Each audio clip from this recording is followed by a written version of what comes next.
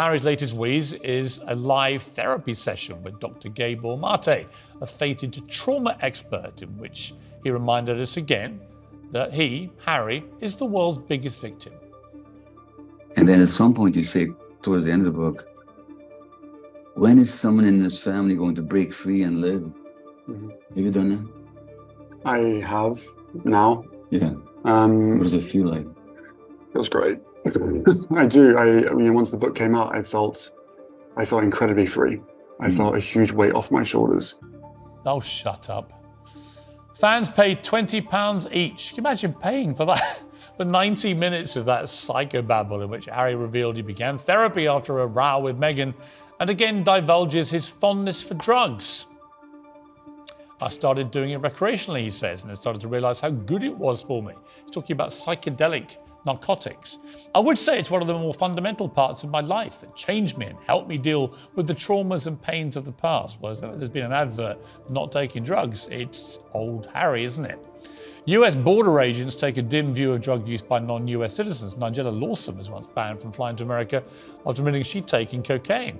Another compelling reason why we don't want them at the King's coronation. We might end up being stuck with them for good.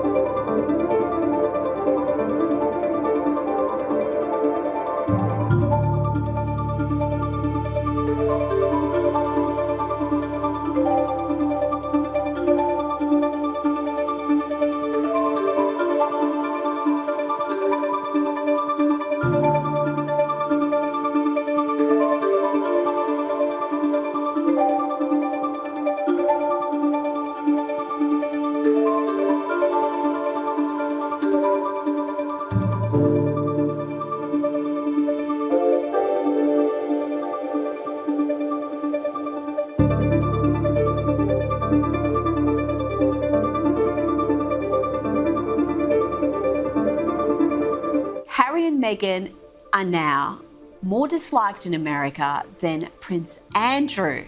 And this is in the aftermath of the Duke's book Spare. Newsweek reports Harry's popularity in the US has sunk 48 points since December and Meghan's by 40 points, giving them net approval rating of -10 for Harry, -17 for the Duchess. Prince Andrew's net approval rating is -2. Wowie, Kosha, that is something. -17 approval rating for Meghan, and the steep drop. She's got ambitions of becoming president or becoming some sort of great female Democrat leader. I think that's a bit of a wake-up call. Yeah, it might have been backfiring more than they imagine. I can only guess. And I think, one thing that's universally disliked, no matter your political persuasions, I think still is hanging your family's dirty laundry out in public, and then especially monetizing it. And that's really what their currency is, monetizing the worst things that they can say about a very high-profile family that people are fascinated by.